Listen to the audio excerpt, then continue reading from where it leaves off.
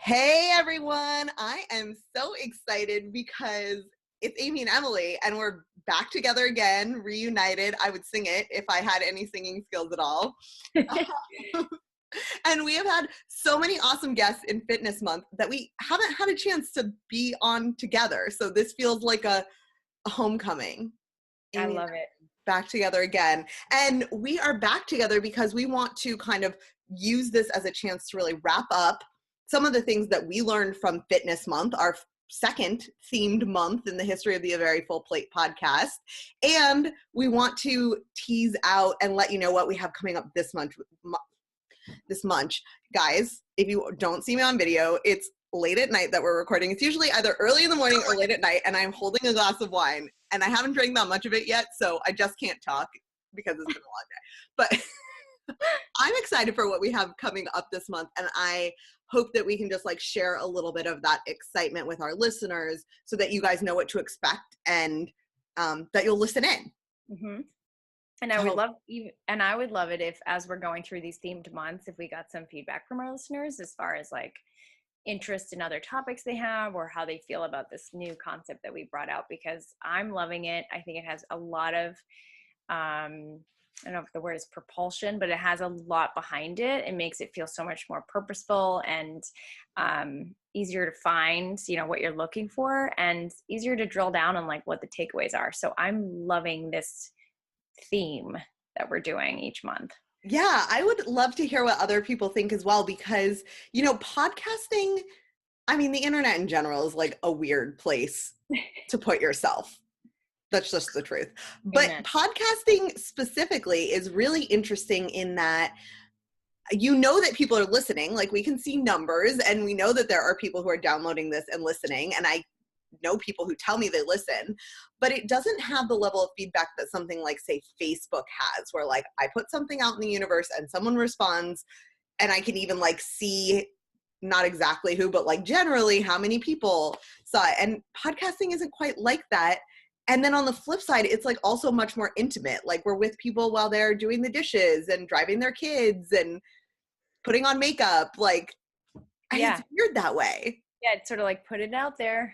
Yeah. Hope you like it. Yeah. Question mark. Speaking of which, we didn't plan to do this, but I'm going to say it anyways, because the thing that is most helpful to us podcasters is if you love what we're putting out there, or even if you like it, okay, is if you leave a review. So iTunes is the best, most impactful place for us that you can leave it. And a number of you have left star ratings, which is super fantastically awesome. But what is even better, if you want to support us in helping us keep this going, I have another thought about that, is to go onto iTunes, leave a star rating, and then type like even 2 sentences about your feelings about the podcast, because that's one of the most major things that serves as like social proof for other people finding us. And frankly, we're doing this as a labor of love at this point, which is freaking fantastic.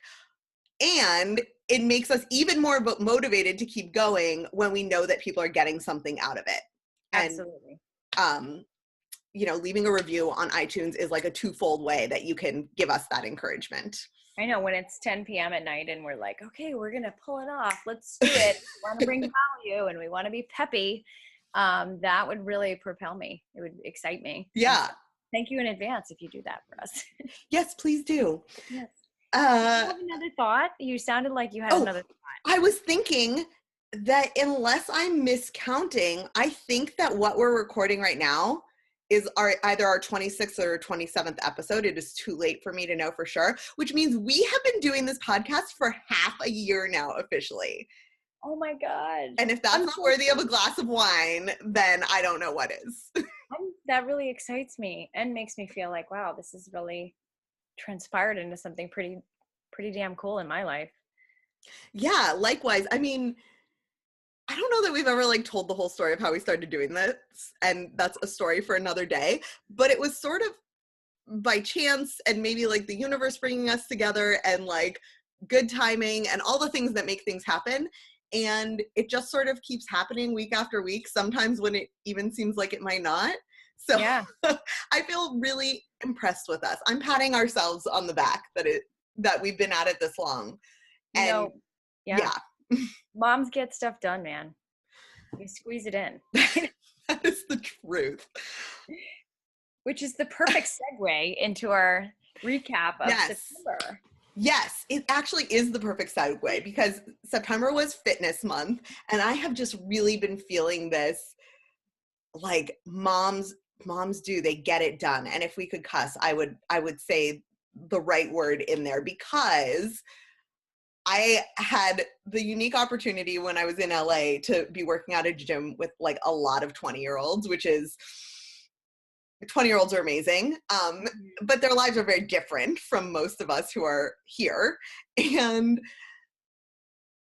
just watching them like be on their phones and stay at the gym for like 3 hours and get almost nothing done. I mean, I didn't see them the full 3 hours because in what time do I have 3 hours to be there? But even in the like hour that I would be there, I'd watch and they'd like do one rep of something. And I'm thinking like, do you know how much I could get done with the time that you have right now? Feel like I've already showered, unloaded the dishwasher, did some work emails, and reorganized some cabinet in my head before I did it. Or, well, maybe you're not like me who does stuff like that. Like on the treadmill, messaging you about the podcast, listening to another podcast, making a to-do list, and they're like, texting on their phone, which good for them. Yeah, I know. Enjoy that when you can have it. But it does tie to that fitness piece, which is just like getting it done in less time. And I feel like that came up a lot. Yeah. So what we wanted to talk about was just like our number one takeaway. And I feel like that's a good segue. Right. After listening to Rachel Brenke, and I think his name was Luke, right? That you Luke Backhouse. Yeah, I wanted to say that, but it sounded like a country singer. So I was like, I think I'm going to say the wrong name, but it's not. After listening to the interviews from September and the last one with Marta, my biggest takeaway was basically that it is possible to be healthy in your mind and body and do it in very little time every day. So as long as you're making it a priority and you're doing it on purpose, even if you're doing 5 minutes of self-care one day, 20 minutes of workout the next day, I mean, in the same amount of time that you might be brushing your teeth or showering, which you make a priority for the most part, you can create a healthy life for yourself. You just have to decide to do it, and it has to be something that you care about. Whereas, back in the day, I was saying to Amy, like, my husband and I, as a hobby, we did triathlons, and that is like oftentimes takes a lot out of you time-wise, and it like poops you out. Like, you're exhausted after a 2-mile run and you're kind of useless. And I've decided that as a mom, I only want to do exercises from here on out that energize me. Instead of deplete me, because the last thing I need is someone else depleting me, It's so true. And it's another barrier, right? Where you're like, I got to deal with these 3 kids today. I couldn't possibly be useless. So the temptation would be like to do nothing. Right. If you're only doing workouts that like do leave you depleted. Exactly. I feel like that's something that Britia really talked a lot about too, is just like adjusting your expectations of yourself as well. And that really resonated with me, because whether you are starting from nothing or you're starting from like a habit that was a huge fitness habit and like almost trying to scale it back, but still honor it, it's the same challenge, right? Which is like, it doesn't have to be all or nothing. Yes. And we talked a lot with Britia about being flexible and being like, having like a lot of tools in your toolbox for like, okay, everyone's sick in my house today. I may not work out, or I'm going to do like 30 push-ups and call it a day, or whatever it is that you care to do. And kind of just having these exercises you've almost memorized that you feel is worth your time and a priority, and is still going to give you that same energizing and good feeling that you need. And maybe it's not exercise, but that's just the example I'm using. Yeah. Maybe it's meal prep or whatever. Just constantly being flexible and having all these like tools in your tool belt to be ready to, like a kitchen ninja, as you talk about, I think those are some huge keys to actually making fitness and health and nutrition a success for moms or anyone really who has a busy life with lots of priorities. It's so interesting that you say that. And I really do think it ties back to this like overall health thing. And it's actually funny too that we're using the word flexibility, because if you look at the excuse me, the science on aging, it also says that like keeping your flexibility, of course they're talking about like physical flexibility as you age is really important.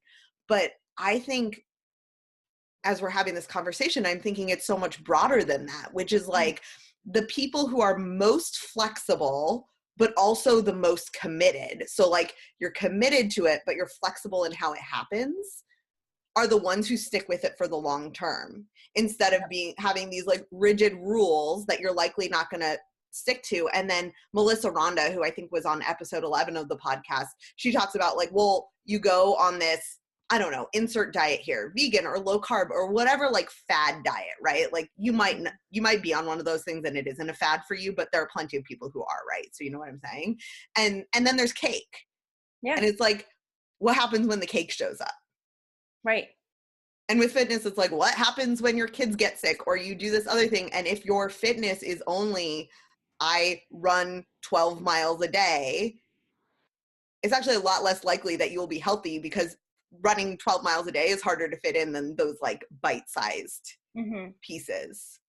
Yeah. And I feel like for me, it's like, it's so funny that we had fitness as a September theme for the month, because I finally decided like, all right, I'm a mom. I don't have a lot of time. I just want to be strong.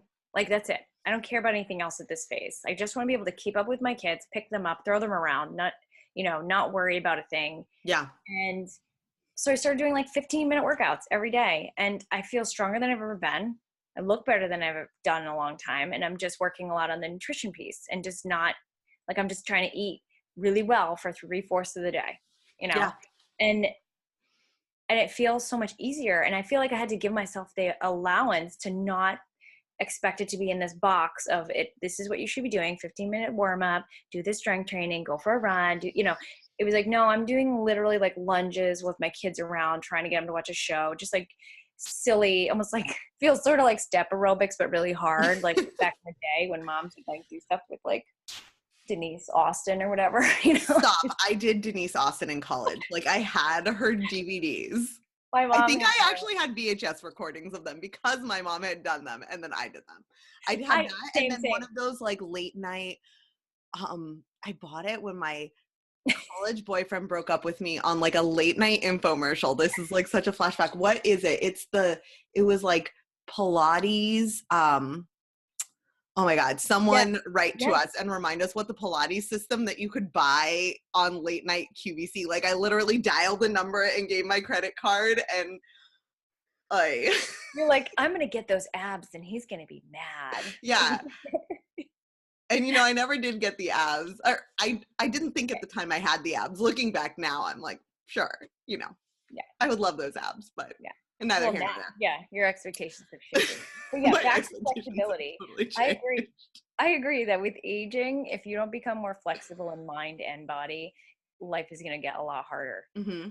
And what's funny is I read this book called Reviving Ophelia, which is about raising daughters from like 20 years back. And what was really interesting was one of the biggest takeaway was daughters who grew up in a household with high acceptance but high expectations fared the best in life. So it kind of reminds me of the strong commitment, but flexibility. Like, I accept you as you are, but you're going to sit at the table and eat dinner with us, or you're not going to get yourself in jail, but I don't care if you pierce every part of your body. Like, you know what I mean? Yes. I freaking love that, because like there's so much there around like high acceptance, but high expectation. Did I get that right? Yes. And so if you can imagine all the other variations of that being negative. Well, think about it if you were talking about yourself, right? Where you're like, okay, here's where I'm like, I'll use my real life example. Like, here's where I'm at in that, like, my clothes aren't fitting the way that they once did, and I have 2 kids now and I didn't before, right? So like if I accept myself instead of trying to be like, Amy, you are the worst. If I'm like, Amy, this is where you're at because life is crazy, and this is how your life is. But if I still tell myself, and on top of that, I always like using and instead of but. It's something I learned a long time ago at work, but it's like, and that doesn't mean you should give up on working out or trying to be strong or, you know, building healthy habits. Then you can see how that would apply in so many ways in like pushing you further towards what you actually want to be. And what I actually want to be is not like a skinny fitness model. What I want to be is like a healthy, well-rounded human being, right? Exactly. And it would be easy to like get down on yourself because of some arbitrary measure. And then if you didn't have the expectation, you'd and be then like, throw in the towel. Like, exactly. It's never going to happen. So why am I? Exactly. Yeah, absolutely. So Okay, I just take so that as like another life theme that I'm like, wow, and it's something I need to recommit to like every single day. It's not like, oh, now that I figured out life, it's all like rainbows and sunshines. It's like I have a bad day and I'm like, okay, we're starting over tomorrow. You know? Or right now, right? Like it's like this minute I'm starting over. I have a little bit of an obsession with Katy Bowman, who she's a natural movement specialist, and she has, I think, a podcast, and she has a website that she doesn't maintain, and she's written a bunch of books. She's pretty amazing if you're interested in natural movement or like the way that your shoes affect the way that you live your life and like all kinds of things related to that. It's neither here nor there. What you're talking about. She has like a lot of like cues that she gives around like how you're holding yourself and how like your hips should be positioned related to your body. And especially like I got interested in her when I was pregnant and trying to like make sure my body was ready for birth and how you hold your kids and all of these things, right? Mm-hmm. And as I was getting really into her, I would always think like, gosh, I'm doing everything wrong. And I remember so distinctly reading a post from her where she said, do this, these are your cues, and then check in with yourself a million more times in the day and adjust. And she's like, I am always adjusting. And I thought, it is so easy to look at someone like that who is, I mean, she's like a PhD in natural movement, I think. She has like a lot of qualifications. She studied it a lot. She's an expert. She travels the world teaching it. Yes. And for her to say, and I know all of this and I still check in with myself and adjust so many times a day, I feel like that applies to like everything. Agreed. And yeah, I think it's called Move Your DNA. Mm-hmm.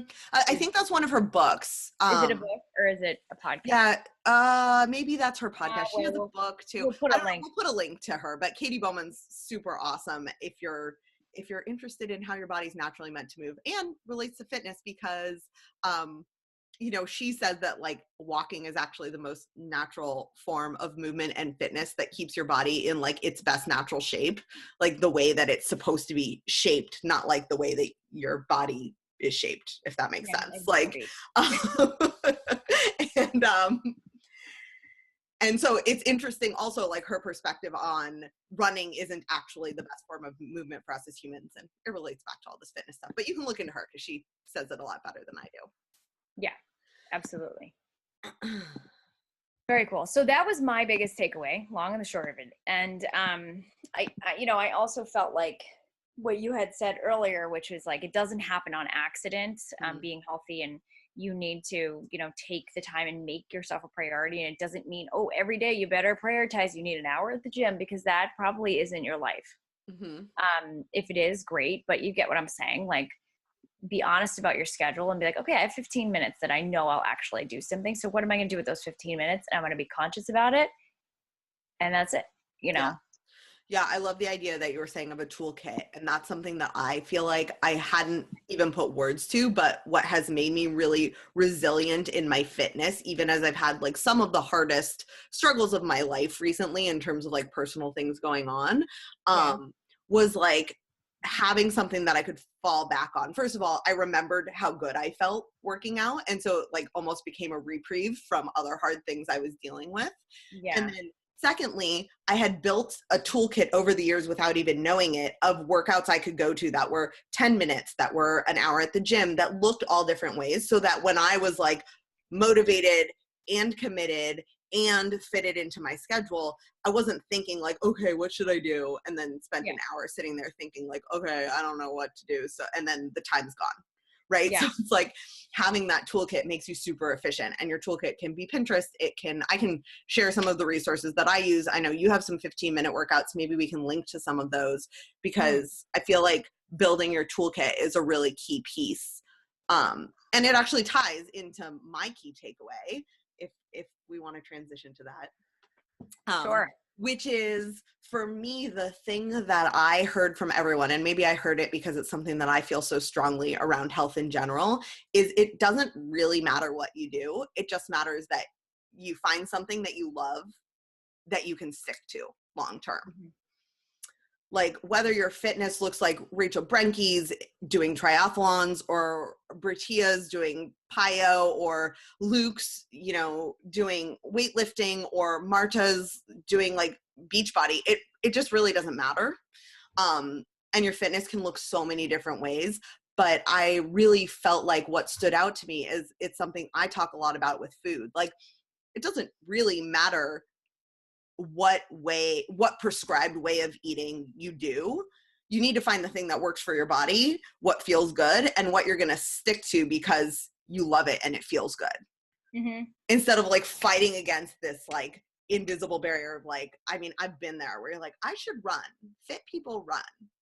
And then it comes time to work out and I'm like, I actually don't like running. Yeah. I don't want to do that. And so then it becomes like, I don't want to work out, instead of just like, oh, I don't want to run. I should do something I really like instead with this limited time that I have. And have you ever done an activity one day where you're like, I'm fit, I can do this. And then you're like, oh my God, tennis is really hard, or whatever it is. And then you're like, I should just do that all the time. It's fun, or not, and it's hard. And you forget that that's exercise. It's like we've somehow boxed in like a treadmill, a step climber, and like, oh God, step climbers, like I just ignore that they even exist at the gym. It's like blinders. Like, those don't exist. I will fall flat on my face doing them, and I can only do them for 3 minutes. You're right, there is that fun element, but isn't it interesting that it's also like things that look easy, and you're like, generally I feel like I'm a fit person, like I lift really heavy weights, and then I find out like that doesn't actually make me a fast runner, or it doesn't. I took a bar class. I think we've talked about this. Oh my God. And I was like, these chicks are lifting. I call them chicks, which isn't a word I use often, but it just feels like the right thing when it comes to like bar. If you imagine like everyone in their spandex and their crop tops and lifting like 2 pound weights. And I got a Groupon and I like walked in and was like, what is happening here? Like, this is a joke. I'm going to be so good at it. Listen, I was not so good at it. Like, I first of all, I was the sweatiest person in the class. Yeah. Legs are shaking. Second of all, I couldn't do like 75% of the things. So I think that's like kind of humbling, and also goes back to this idea of trying lots of things. Like, if you haven't found the things you love yet, try more things. That doesn't mean like, I don't like working out, I'm going to stop. That means you haven't tried enough things yet. Yeah. And we were saying in one of the episodes, like, play with, like, make it a playful experience. It doesn't have to be this like hardship. Yeah.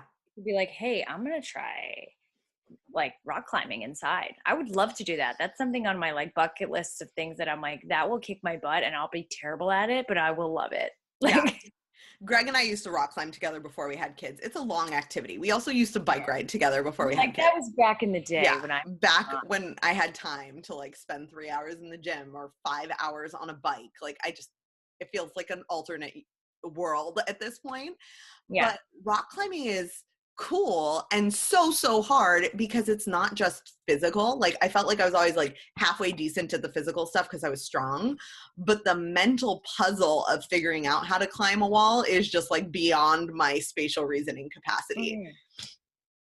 And it's what Greg loves about it. So it's the same thing, like what you're saying, which is just try something else. And I feel like I'm feeling really passionately lately about how much this applies to life too, which is, I don't know what happens when as adults we start getting afraid of failing. Like, I don't want to fail, so I don't want to look silly going to the gym, so I'm not going to try that. Or I don't want to look silly rock climbing, so I'm not going to try that. And it's like, it only takes looking at our kids to realize that we weren't always like that.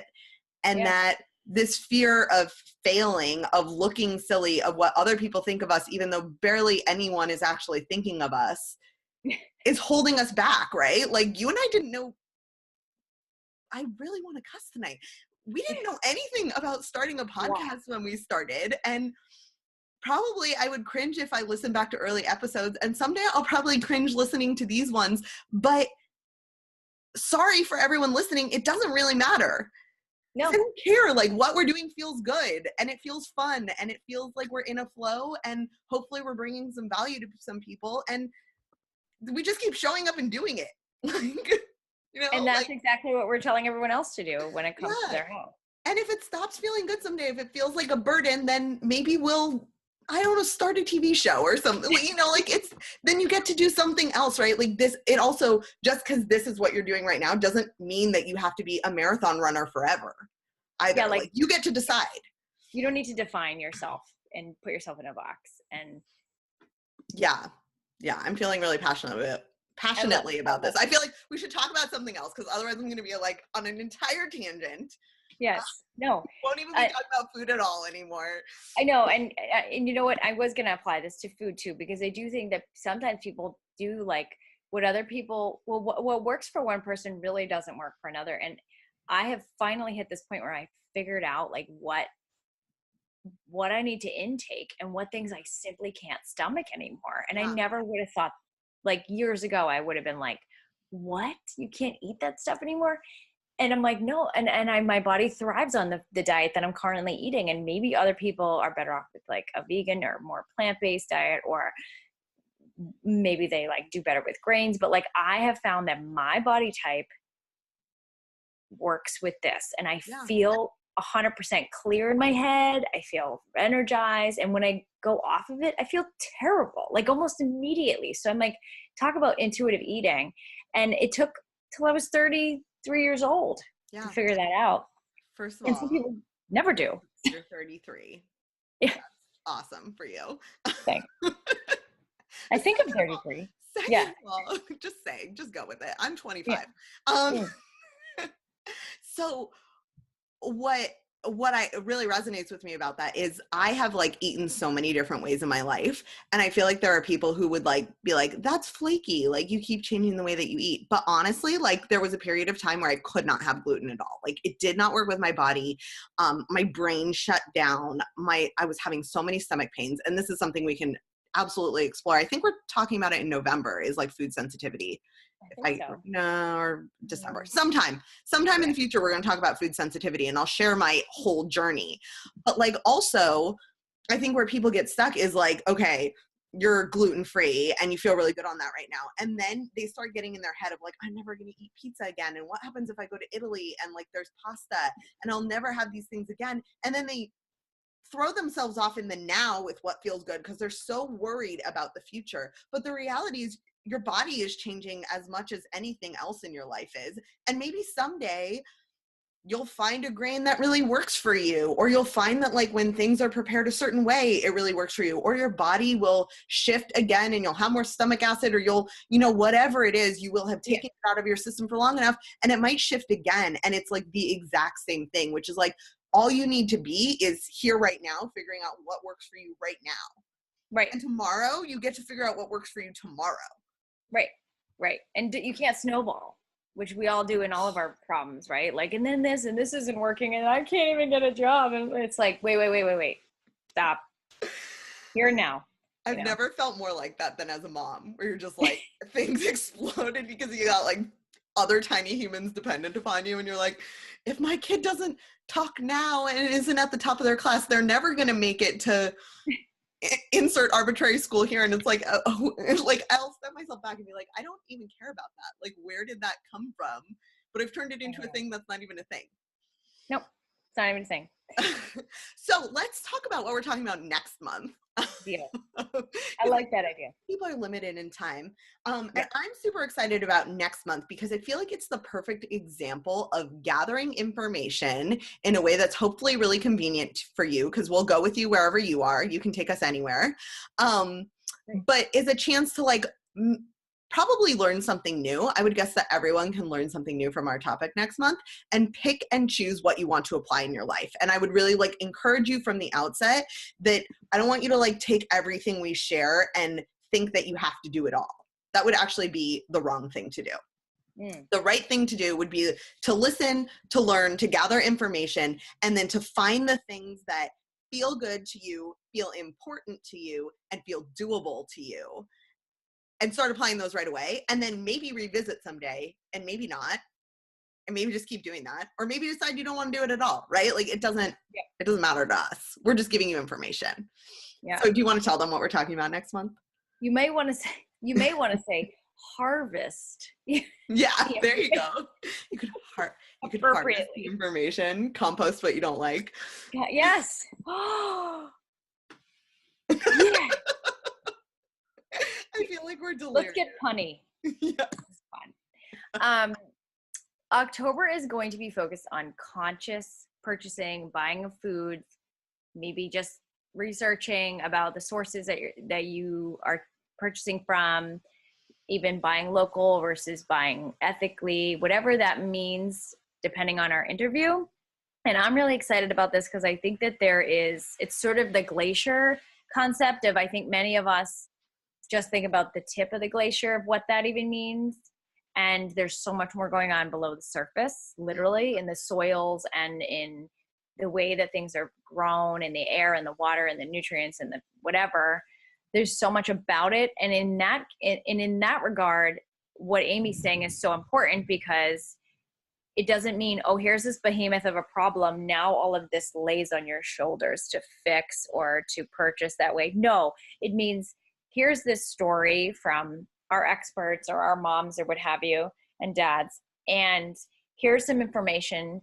Take what you want, enact in your life what you want, maybe harvest out, cherry pick the things that you think you might want to adjust or be interested in adjusting, and go from there.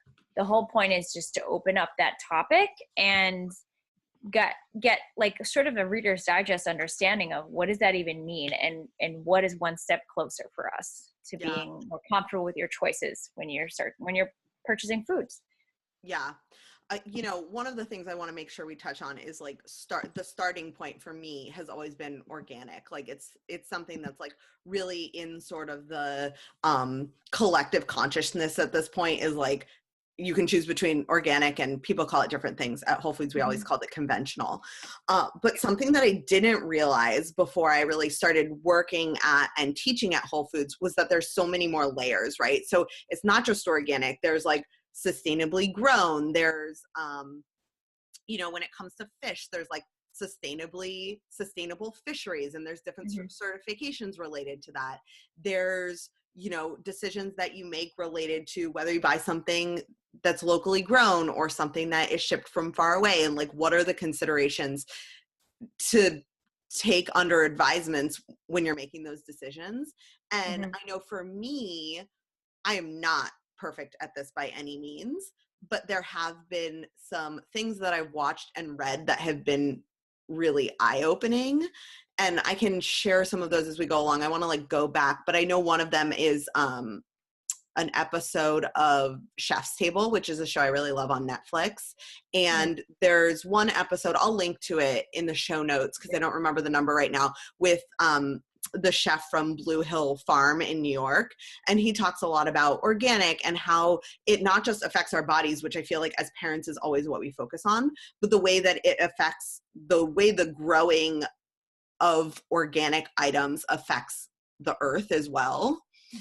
And I know for Greg and I, that was a really cool one. Again, we're not 100% perfect at this, but it was eye-opening to know, okay, it's not just about what we're putting in our bodies, and it's not just about like weighing our budget and deciding what we can afford and what we can't afford organically. It's also thinking about like the broader implications of these purchasing decisions that we make, and putting all those things together to figure out like, okay, can we buy this organic today? Or is this like so prohibitive that we're either going to choose a different berry or we're going to choose a conventional berry? And I know that's like feels a little bit vague right now, but it's something that I hope people will walk away from, is just like a greater understanding of the things that go into the food that ends up on our plates, sometimes seemingly magically. Exactly. And I think just overall consciousness about your choices and being like, I know that I'm choosing conventional, and in this case, I'm okay with it. I'm accepting it for whatever reason, but yeah. Something else I really want to make sure we touch on, this is like a big hot button for me, is also where companies use seemingly like good titles of things to make you feel better about what you're buying. And it doesn't actually pay off in like better for you or better for the environment. And the thing that comes to mind for me is like free range eggs. And I hate to like put it out there, like drop a bomb on people and then run away. But let's dig into that more on another episode, because free range eggs can cost more because people feel better about buying them. But the reality isn't necessarily what you're picturing. And there are some other words that you can look for to make even better decisions in the resulting nutrients and healthfulness of your food for both the birds and for your family, that I think people just don't know about, because frankly, lots of companies don't want you to know about it. Like they want you to think free range is good, and I'll pay a couple dollars more because I feel good about this, right? Yeah, and because we have chickens, I find it very fascinating because there's so many different labels with chickens. And one of my favorites is when they're like vegetarian fed, and I'm like, chickens eat bugs and worms. That's what they're supposed to eat almost all the time, besides grass, you know? So that means like corn fed. Right. And it's like, well, no, that's not what you want. Or, you know, even more so, it's probably soy fed unless you're buying soy free. And so that's really interesting to think about how animals are being fed foods they wouldn't naturally eat. And not only what does that mean for like the entire food supply, which is probably bigger than what we can get into, but what does that mean for you, right? In like the nutrient profile of the food that you spend a lot of good money to feed your family, right? Yeah. And buying organic doesn't necessarily mean they haven't gotten soy. It just means they've gotten organic soy if they got it, unless you're like digging deeper into what that food is all about. Yeah. And this is something I'm very passionate about. I don't expect everyone to be super passionate about it, but I'm excited to just give everyone sort of this window into it who, you know, maybe many of you are experts on this already. If you are, hey, call us. And if you're not, but you're interested, definitely listen, because I think it might open up a new journey for you. You know, I do feel like once you're starting to feel really confident about what you're eating, other parts of your life, you might start to dive into this as a second level. Like, okay, now I want to know where it's coming from. And that's beautiful to have this journey sort of unravel as you get to know yourself and your relationship with food and nutrients and feeding your family. This is another layer of feeling really good about your decisions and knowing for sure that you're comfortable with them. I feel like you said something really important there that I want to reiterate here, and I want to make sure we reiterate a lot of times as we go along, which this is really like next level. Like until you feel like you have the mechanics of feeding your family the way that you feel good about, which for me is whole, real, unprocessed is what I always come back to. This is really secondary to that. And I think that this kind of like fitness can be one of those things that people are like, this is so complicated. It's more complicated than I thought. I just give up now. Like, why even try? There's too much to consider. And the truth is that until you know more information, you can't make decisions. And your decision might very well be, what I'm doing is enough because I haven't figured out the mechanics of just like the basics yet. Right.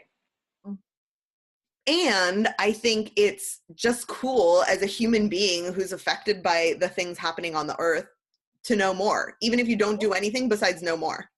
Yeah, at least you can speak to it if somebody asks you. You know, yeah, or like I'm not even going to buy the free range eggs because like same diff or right.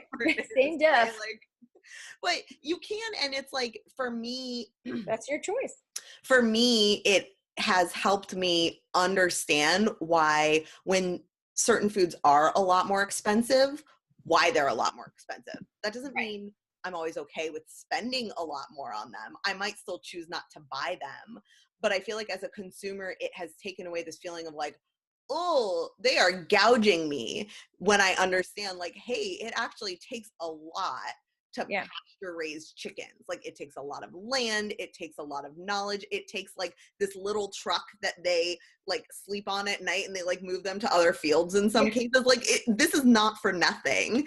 And the price is often reflective of the effort that goes into raising this vegetable or growing this vegetable, raising this animal, catching this fish. And so it might just be knowing more so that you like understand the dynamics behind your food in a different way. And for me as a parent, that feels really important to know so that I can share it with my kids. Yeah. And it gives you confidence in your purchasing. Like I always see and hear, and now I've used the phrase a few times, like you vote with your dollar. Like if you purchase something, you're saying, I demanded this, so I please bring it again. And when you purchase something that's not as ethical, or it has, whatever conventional, or it has things that you may not agree with, but you don't even know, you're basically saying, yeah, keep doing that. Yeah. Because I'm going to keep buying it. And I will tell you that having had chickens, and we only have 6, so we have this tiny little thing going on, but it's not easy to have free range chickens because hawks eat them. And coyotes, and it takes a lot of work to make a chicken like free and not let nature do its thing and eat one, and also still want them to be alive, so you put them back in their coop, and you're kind of like, I wish they were out and they can eat the ticks. It's just it's a lot of work, and we feed them organic food, and that costs a lot of money. And I'm like, if I had to sell these on the side of the road, I'd be like $10 for every 12 eggs, because seriously, that's how much it costs me. You know what I mean? You can buy $10 for every 12 eggs at Whole Foods. There are some brands I really like that are like, they've come down a little bit, I think, as people have started buying them more. They're like $8.99. Yeah. But you get the point. Like, I get it, because I myself am like chasing chickens the other day down my road, and I'm like, this is ridiculous. How much is my time worth? Like, so true. I posted something on my Facebook page, which is now Healthy Eating for Busy Families, and you can still find it at Cooking with a Full Plate. So it's like shifting a little bit to just let people know what it's about more readily. But I posted this graphic from someone else that was so funny, is like, growing tomatoes is the best way to like spend 3 months of your time to save $2. Yeah. But you realize, like, for me, it's like just a total waste of money because I always kill the tomatoes. But actually, like, understanding what goes into something, either by doing it yourself or by getting a bigger, broader picture of the food system, is a really good way to understand why things are the way that they are, right? Like, it's, tomatoes are dry and mealy most of the year because they are bred to be hardy, so that when they're in those like big trucks riding down the road, they don't become tomato sauce in their transport, right? Like, they don't mean to make them mealy, but they have to be tough to withstand transport, especially when they're like coming from California to the East Coast, because it's not tomato growing season there, right? And I think that's the stuff that fascinates me about this like conscientious buying and really just understanding our food systems better in general, is like it reveals a lot about why things are the way they are when you just like dig a little bit deeper to harvest the information. I'm going to go back to your analogy. Yeah, get a little below the surface. And I'm hoping to have I don't know how the interviews are going to go, but I'm hoping that we will dive a little bit into how eating locally affects your nutrition for your seasons. Eating avocados in February in New England. Well, sure, they're delicious, and I probably will, but is it really like the time to be eating avocados? I don't know. Like, Yeah, it's super interesting. I was thinking today, like, I want to someday have on, I took a food anthropology class in college before I was interested in making a career in food at all. And I feel like it's similarly like understanding humans reveals a lot more around like why things are the way they are in our relationship with food. So I think that would be cool to just like nerd out on. Can we do that? Yeah, let's find a food anthropologist. Well, listen, we're just going to go for it. We'll email the professor at Yale. I don't know. Why not? Yeah. All right. Emily's on it. Right. I'm on it. I already took the notes. If it's okay with you, I think we should wrap up, but I want to tell this funny story from working at Whole Foods that I feel like is an anecdote for why we wanted to dig into this more in the upcoming episodes. So when I was at Whole Foods, I was a healthy eating specialist, and everyone just kind of assumed I was vegan, which was not at all true, but I shared a lot of plant-based cooking because that was what we taught at the time. Like, it was the program that I was in charge of teaching. And so when the holidays would come around, they would put me, who's like, I wouldn't call myself small, but like kind of fairly small blonde girl.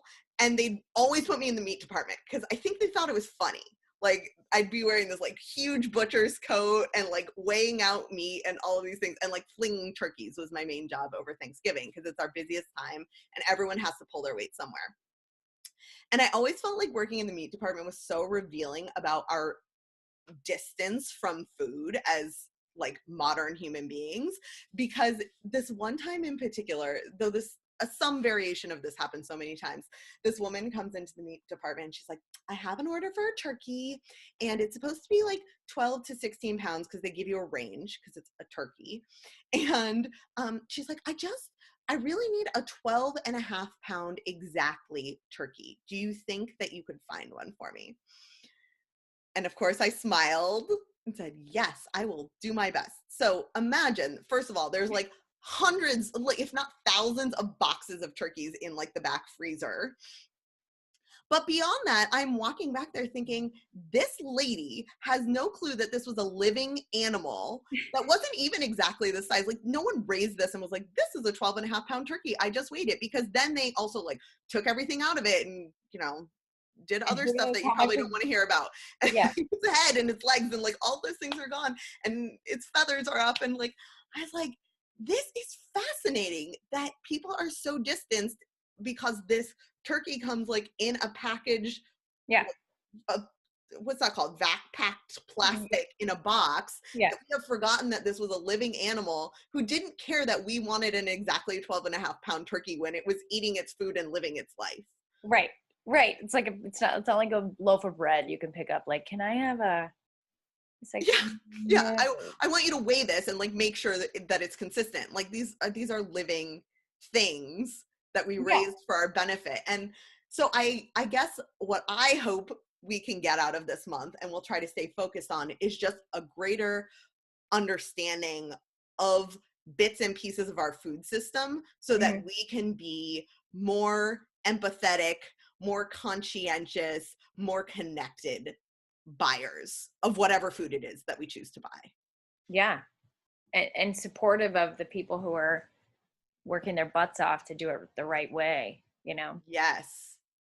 Wherever we can be, like, how can we support the people who like are a reasonable expectation for yourself. Yeah, totally.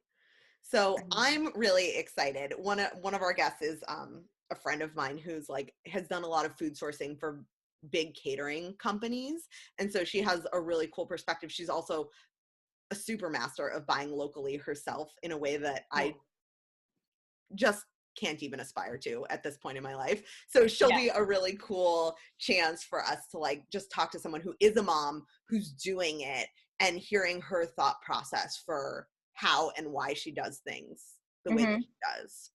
And then secondarily, we are currently seeking someone who is more on the soil side and understanding the farming aspect. So who's really more hands-on from that perspective. And I think we're going to have someone just with some really fascinating information for us to interview. So I would love that, because that's something I don't even really know a lot about. Like, I know that we're supposed to be concerned about the way that we grow, how the way that we grow crops is affecting our soil, but I don't really I have a black thumb. So I feel like that would be so cool to talk to someone who, like, is in it deep. Yeah. It's going to be fabulous. So thanks, Amy. This was a great chat. And I hope all of you listening loved it. I know all of you listening loved it. So you're going to go to iTunes and you're going to click 5 stars, hopefully, if that's how you're feeling, no pressure. But also if you can leave that like 2-line comment, that would be super awesome. Again, you can help us celebrate our 6-month anniversary of doing this podcast every single dingle week. And happy birthday. Keep showing up. So we hope you will too. All right. Awesome. All right. Thanks, guys. Thanks, Bye.